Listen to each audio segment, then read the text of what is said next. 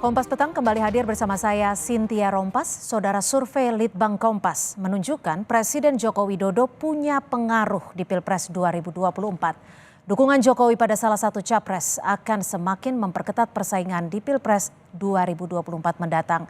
Survei Litbang Kompas ini sepenuhnya dibiayai oleh Harian Kompas.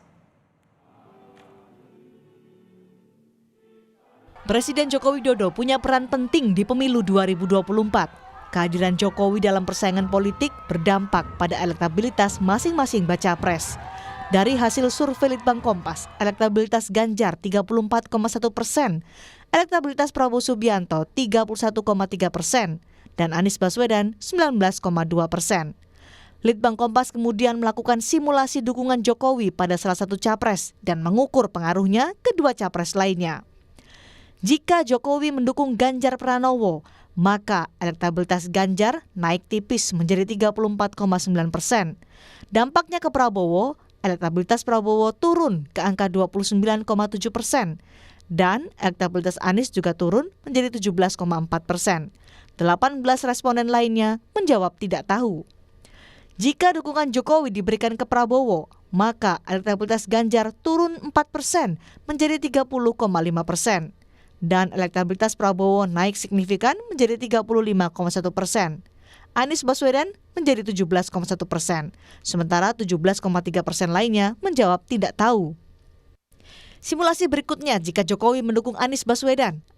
Elektabilitas Ganjar menjadi 30,5%, elektabilitas Prabowo turun ke angka 29,9%. Sementara perubahan elektabilitas Anies Baswedan tidak signifikan menjadi 20,6%. Responden yang tidak tahu atau tidak menjawab cukup besar, 19%. Kuatnya pengaruh Jokowi ini seiring dengan meningkatnya kepuasan publik terhadap kinerja pemerintahan Jokowi. Berdasar hasil survei Litbang Kompas, ada 18,1% responden yang memastikan akan memilih baca pres yang didukung oleh Presiden Jokowi. Sebetulnya kepatuhan atau dalam tanda petik kesediaan responden untuk mengikuti rekomendasi dari seorang kepala negara itu maknanya apa sih? Okay.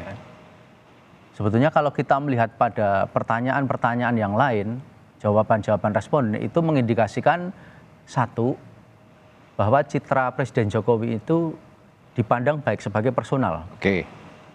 Yang kedua, ya ini yang kita tidak bisa ukur.